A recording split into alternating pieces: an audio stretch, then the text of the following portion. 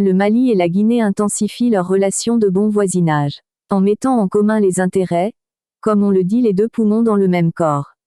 En dehors de la coopération militaire entre les deux pays, ils partagent aussi des projets civils et économiques pour promouvoir le développement de la sous-région, par exemple le projet de réalisation de la barrage hydroélectrique de Fomi.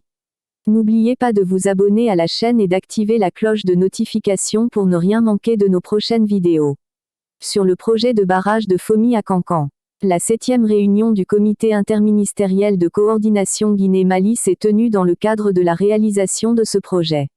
6 grandes recommandations ont été soulignées, que nous allons vous raconter. La salle de conférence du gouvernorat de Kankan a abrité les 28 et 29 octobre, la 7e réunion du comité interministériel de coordination Guinée-Mali sur les avancements, dans le cadre de la mise en œuvre du projet de construction du barrage hydroélectrique de Fomi. C'était sous la présidence du ministre guinéen de l'énergie, de l'hydraulique et des hydrocarbures, Ali Saïdou Souma, en présence de son homologue de la République sœur du Mali, Lamine Sédou Traoré et du secrétaire exécutif du bassin du fleuve Niger, Abderrahim Biré Mamid.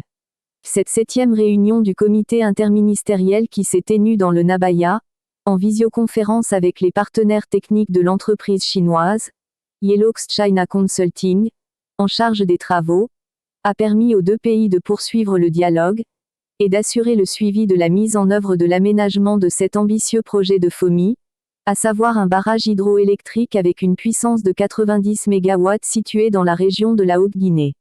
Les travaux qui ont duré 48 heures ont pris, ce samedi par une série d'engagements pris de part et d'autre par les deux parties.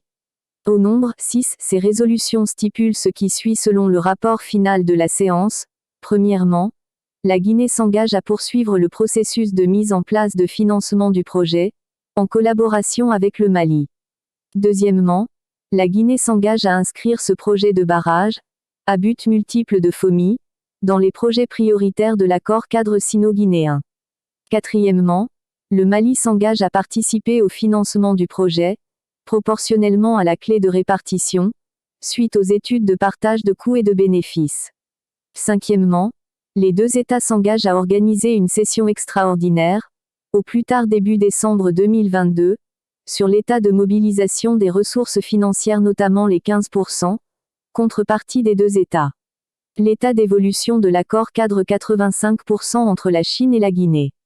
L'état d'avancement du financement des études complémentaires financées par la BAD. Sixièmement, les deux États s'engagent à entreprendre une mission conjointe de haut niveau pour un plaidoyer en Chine afin de relancer le projet.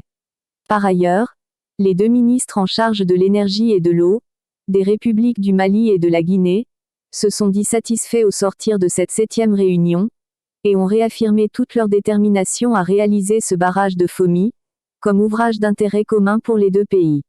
C'est la fin de la vidéo, merci de l'avoir regardée.